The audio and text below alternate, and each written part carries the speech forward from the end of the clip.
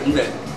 Hindi pala eh. Sabi ko bang kakayanin ko? Oy, di ba maraming mga grupo-grupo na gumagawa ng serbisyo publiko, di ba?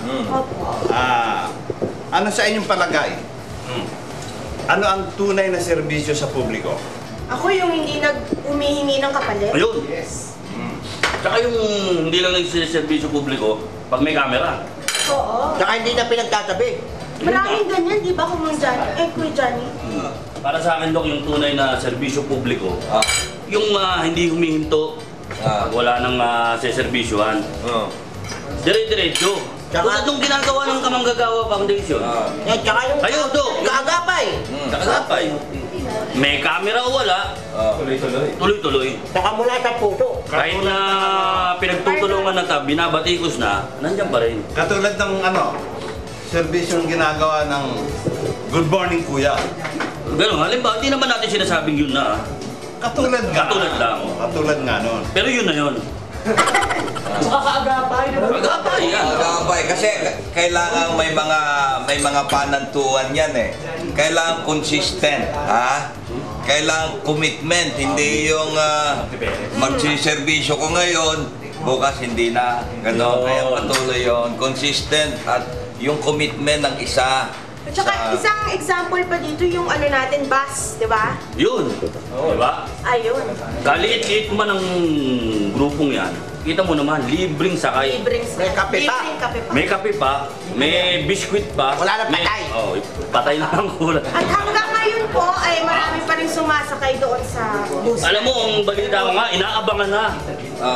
Grupo-grupo inaabangan. Request pa nga. Gusto meron dapat at linggo kasi hanggang Lunes, Biyernes lang yun. Ang laki nga namang ginhawa yun. Yun na sa mga namamasahe. Tsaka take note aircon yun hindi ordinaryo. Kung kumpleto yun, hindi yun yung pasakay lang na masabi lang sumakay. Yung reporter ng libreng sakay. Si Mr. Ponce De La Paz. Oo, really. Ikaw, tiga rito ka, hindi mo kilala. Kilala ko yan. Ganun kami yan eh. Tsaka Johnny, dyan sa ating libreng sakay, safe ka dyan. Libre ka doon sa mga mandurukot, sa agaw, cellphone, kasi talagang... Tulad niyan, Dok. Mamaya, may medical mission sa Alabang Elementary School sa Muntinlupa. Oy, nandun nga. 8 a.m. hanggang 5 p.m. Kaya nga sinama ko yung pisang kong doktor eh. Pupunta kami dyan para naman may katulong ako sa operasyon. Yung lahat ng mga tiga-Alabang. Tingnan mo naman, Dok. Nung nakaraang Biyernes, 308 ang pasyente ninyo sa clinic ni Kuya. Oo, Monday yan. Teka. Ito, pinag-uusapan nila lang naman yung telepongat ka ng libre sa kanya. Yan. Ano naman? Dito ka ba? O siyempre, ito ang nakikita natin araw-araw sa libreng sakay. Si Mr. Ponce De La Paz. Pati sa hapon yan. Ano bang bigyan mo nga kami ng mga... Ipapay niya ng bindisiri. Ay. Pakapihin naman, pakapihin. Baka mamaya pag libre sakay tayo, hindi tayo pakapihin yan. Sige kayo. Sarap na kami ng konting paliwanag tungkol dyan sa ating... Ano ba yung libreng sakay na yan?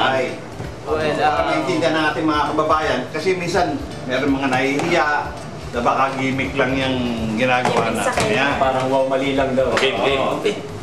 Well, ang libreng sakay para sa ating mga kababayan ay ito isang tunay na pagsaserbisyo sa ating mga kababayan Pilipino na ito'y nilunsad ni Kuya Daniel Razon. At syempre, sa pangunguna pa rin ni Brother Eli Soriano, meron tayong 2 bus na bumabiyahe from Monumento to Baclaran at Monumento. Magkasalubong sila. At ito talaga wala tayong pinipili na paglingkuran, mayaman, mahirap, bata, matanda. Actually, kung mapapanood po nila, masubaybayan nila sa Good Morning Kuya tuwing umaga, makikita nila kung paano tinatangkilik ng ating mga kababayang Pilipino itong ating libreng sakay bus. Actually, yung ating libreng sakay bus, especially itong galing ng Monumento, kulang na yung isang bus. Ibig sabihin may balak pang dagdagan. Meron tayong balak, pero kung mapapansin ninyo, pag bumiyahe na yung bus, talagang overcrowded tayo. Puno. Punong-puno. Buti pati pa yung sardinas, may space eh. Ayun. Ating bus talaga. Ganun nila Siksikan tinatangkilik ko yung mga... Siksikan talaga. Hindi, mabuti pa yung dot.com, may space eh. No? Oo, may space. At saka maganda rito, ito yung klase ng ito yung klase ng proyekto na ginawa ni Kuya Daniel, nakakaiba sa lahat ng mga proyekto. Very unique siya. First nga daw in the world yan eh. Yes. Oo, yun. Totoo po yun. Actually, Ayan. meron kaming mga interviews doon. Pati mga foreigner, may naisasakay kami. Meron kaming naisakay doon isang Chinese citizen. Tinanong namin siya kung meron ba nitong ganitong klaseng project sa China. Wala. Sabi niya, only here in the Philippines. Siyempre, ayan, meron tayong mga katulong dyan eh. Lalo na yung kabalikat sa pamamahayag international. Kapi. Ay, lagi yan yan. Madalas yan, may patinapay tayo dyan. Oo. Kaya- Balitaan ko, may sabon pa na pag minsan namimigay kayo ng sabon eh. Opo, yes. yung Redin. Meron tayo dyan, meron tayong Redin detergent soap na ipinamimigay sa ating mga kababayan. Sir, kung si safe na safe po, walang dapat po. Very safe kasi dito sa loob ng bus, May Biblia pa eh.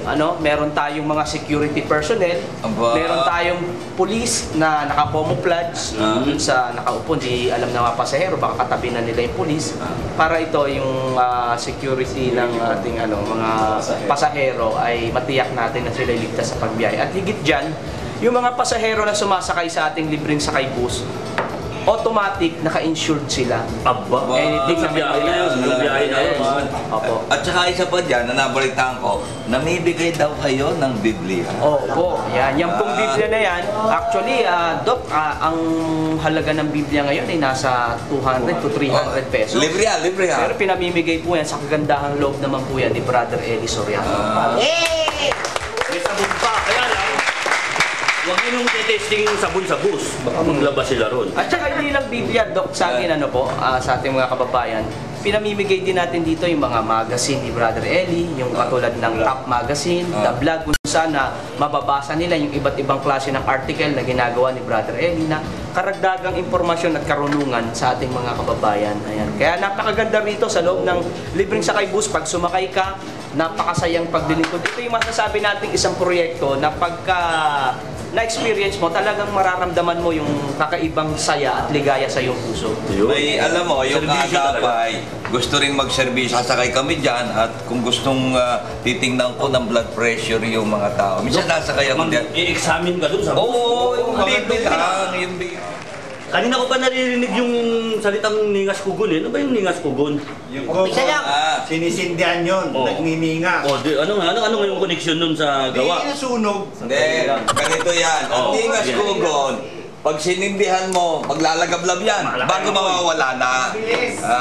Yung hindi katulad kung nagluluto continuous yung apoy na ganyan, maganda luto mo. May kukumpara Pero yung sa- kugon, pag sinindihan mo, magliliabag ka dyan, nawawala na. Sa madaling sabi po sa umpisa lang. Sa umpisa lang Mahusay. mahusay. Malakas. Kaya ningas kugon. Alam mo maganda kasi malaki ang apoy. Oo, pero mawawala agad. Yun pala yun. Saka yung pa nagsiservisyo lang pag may publicity. Yun ang masakit. Picture, Yun ang pagkatapos. Ito Kaya pa tama yung sinabi nung isa, it must be coming from the heart. Ang mangyayari pa niyan, Dok, parang nagagamit pa yung mga tao.